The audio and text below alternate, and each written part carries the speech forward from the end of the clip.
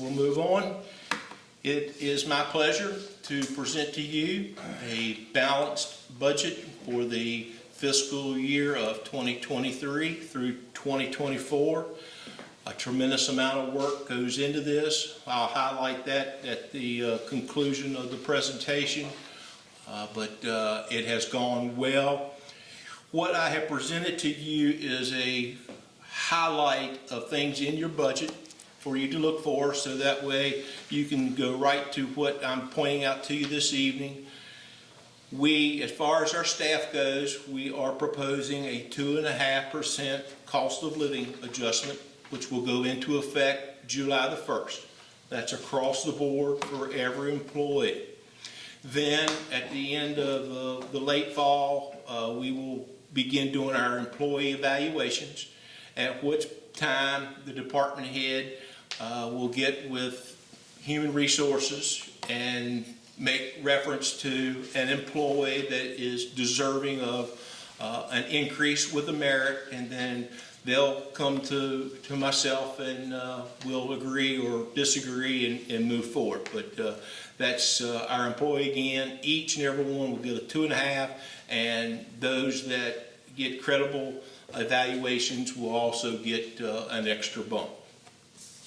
Equipment, and I may say this a time or two this evening, we have over the years kicked the can down the road, so to speak. I'm just calling your attention to the fact that in a lot of cases we cannot continue to kick the can down the road and address needs. A lot of people say that man's best friend is his dog. I like to think that man's best friend is the equipment he gets to work with each and every day.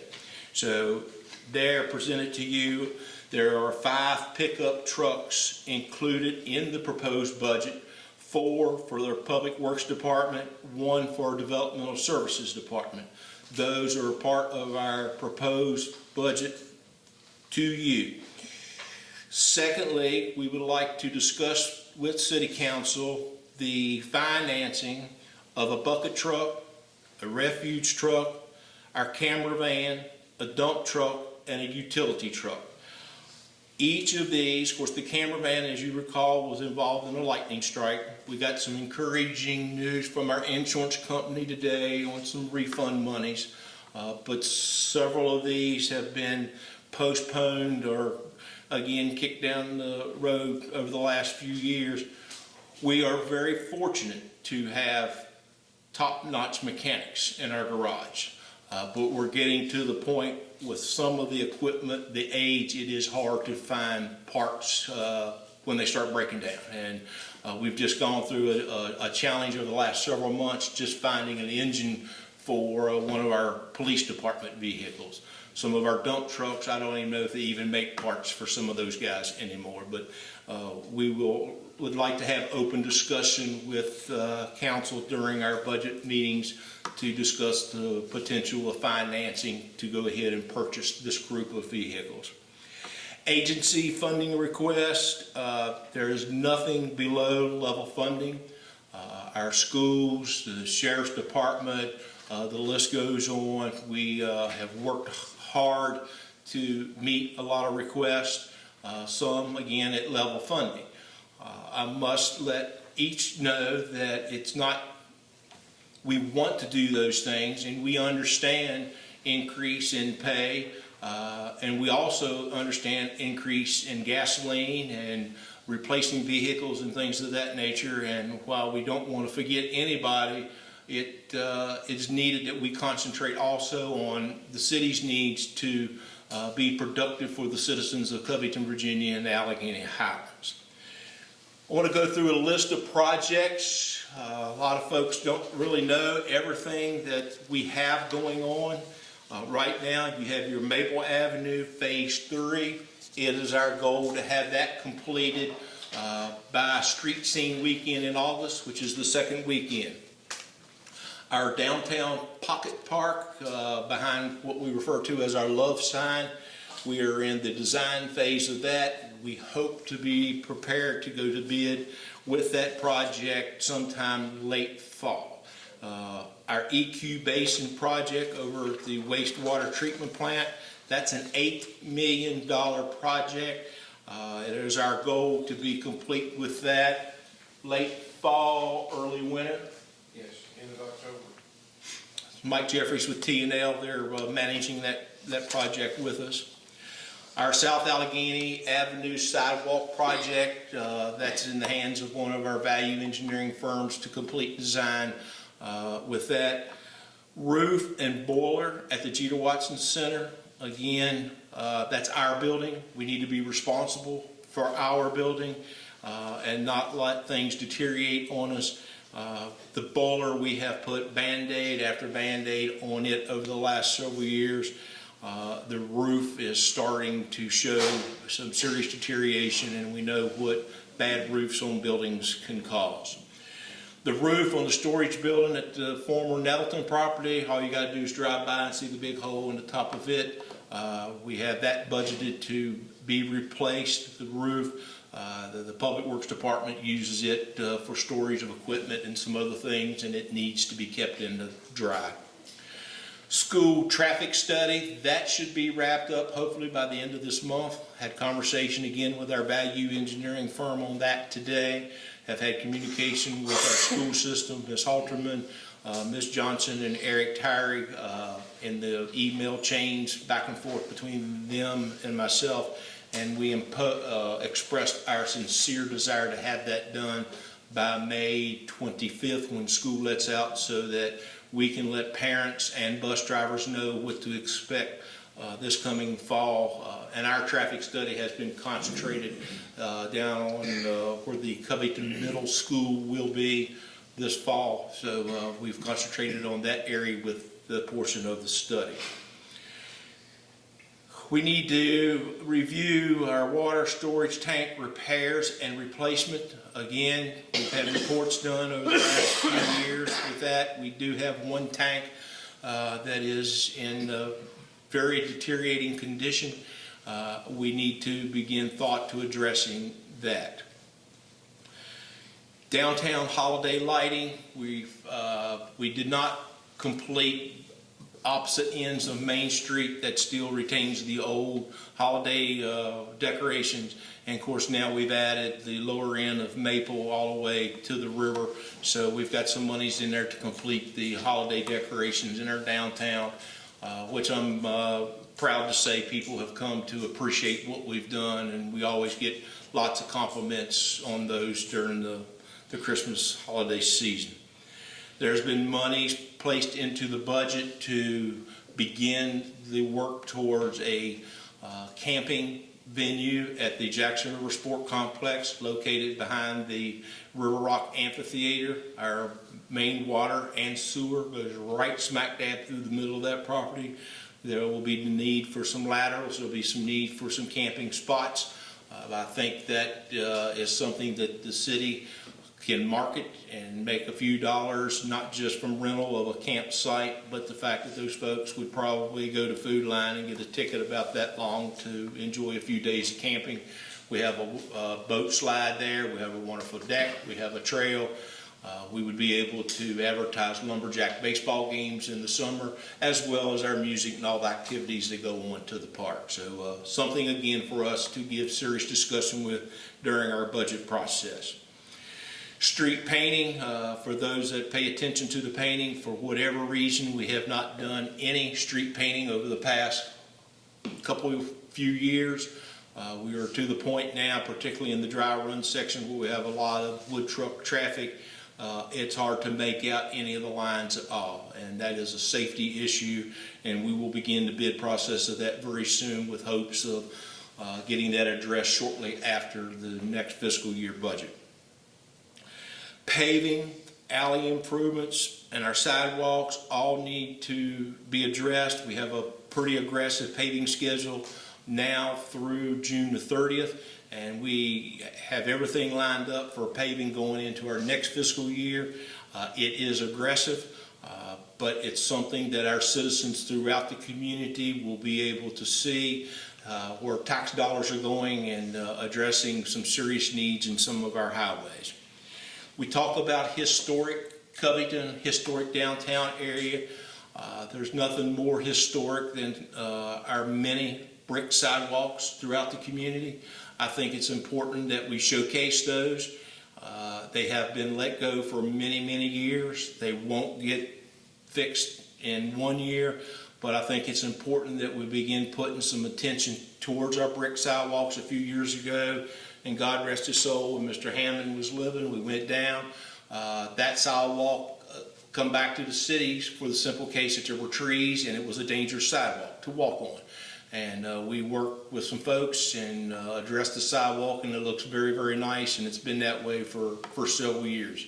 I would think that it would be important as we move forward with addressing those that we concentrate immediately in our downtown area, because that's where we want folks to come to and just recognize the uniqueness of Covington, Virginia, the brick sidewalks, and some of the other folks can talk about the last brick road that was paved in Covington, Virginia. So again, things that we need to address, and we've put monies in to do that. Alleys, a constant issue, particularly with rains, and a lot of our alleys are getting heavy traffic with back door traffic, good people in and out their back of their homes, our refuse trucks and so forth. So we want to put an effort towards dressing up some of those. Riverside parking lot improvements. We've got a lot of broken concrete stop blocks down there. We've got where some of them are spiked into the ground. The spikes are exposed. We just need to go down there and clean up the Riverside parking lot, do some repainting. And at the completion of the Maple Avenue project, we're hopeful of clearing down along the river area there where you can enjoy a sit down and reading a book and enjoying the geese and the ducks, and perhaps even watching the kids play across the river at the Rosedale Park. Bridge work, culverts on schedule this coming year. Route 18, we have 2 culverts. Thacker, we have the one. Dry Run, we have one. We need to give attention to them, particularly ones over on Route 18 and the one at Thacker. The one at Thacker right now, it's hard to even see daylight getting through that culvert, and we've got to address those things because it's just a matter of time, and we're going to have weather that will affect us one way or the other, and we need to get ahead of that. So culverts, and then we will begin to address some other bridges that were brought to the attention in previous years that, again, we just kind of kicked that can down the road, and we don't want a situation where we have 7 rayons on our hand. So we will begin a plan to work towards fixing some of those. Mid-City Mall economic development improvements. We've put some money in the budget to address Mid-City Mall and clean it up. It's in really bad shape, and we are excited about doing some things there to make it a more friendlier place, a more inviting place for the public to come, park, go to church, shop our downtown. And we think that's important in that aspect, particularly from a safety issue with some of the broken asphalt that's over there right now. There is no proposed tax increase. There is no proposed utility increase. Although I want to call your attention to our utility, we do have an EQ basin that's to the tune of about $8 million that will help us at the tail end. We have $6 million that we're going to be putting into infrastructure that gets it at that point. So right there is $14 million in investment in some of our infrastructure beginning now.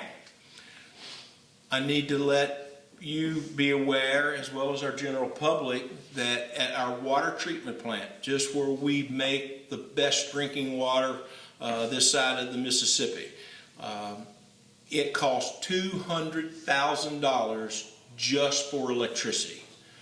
$200,000 just for electricity to run our water treatment plant. As of today, we're in the neighborhoods of about $160,000 for chemicals to make good water. For $88, and thanks to City Council and Finance, for $88 we get all the water, all the sewer and all the refuge that we can create.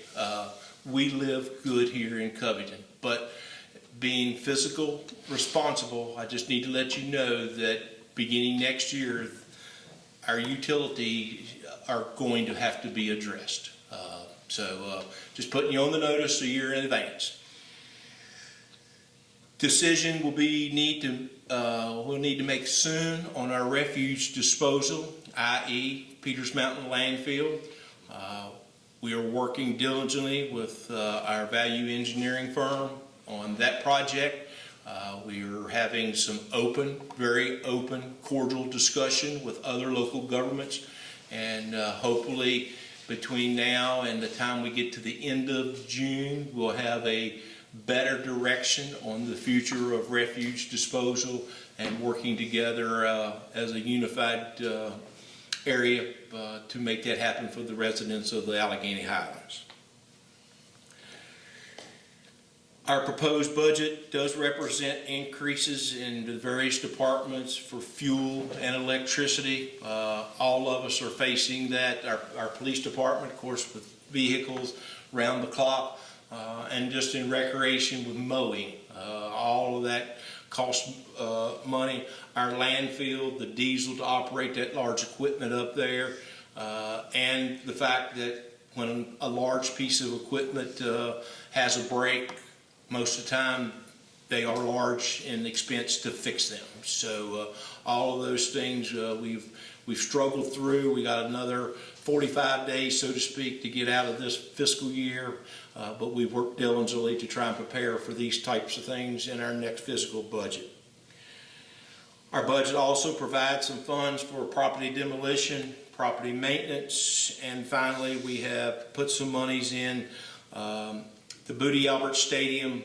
The seating project was completed late yesterday evening. Wonderful job. Wonderful job. Sometime you're down that way, just get out your vehicle and go look at it, sit down and get yourself comfortable. But just a super job by the folks that we work with. And we are going to get busy as early as this afternoon and tomorrow with some painting and some other things that need to be addressed in preparation for the Cougars this coming fall.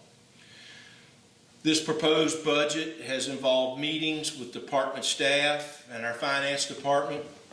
A lot of work has gone into this proposed budget, and much appreciation to BB, Susan Walton, and Lori Humphreys in our finance department for their time and their efforts.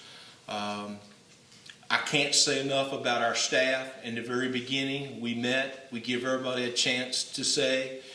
We got started. We met again. We give everybody a chance to say. And BB and his staff put things together. Then BB and I sat down and we looked at what we could and what we couldn't do. We feel good about this proposed budget that we're presenting to you. It is aggressive, and that's what we want to be, and we want to show our citizens through their tax dollars and their utility payments where their money is going, and that will be very visible as we continue to move forward.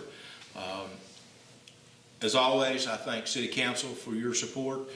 We look forward to meeting with you during the course of the next few weeks and finalizing this budget for public acknowledgement and moving on July the 1st of 2023.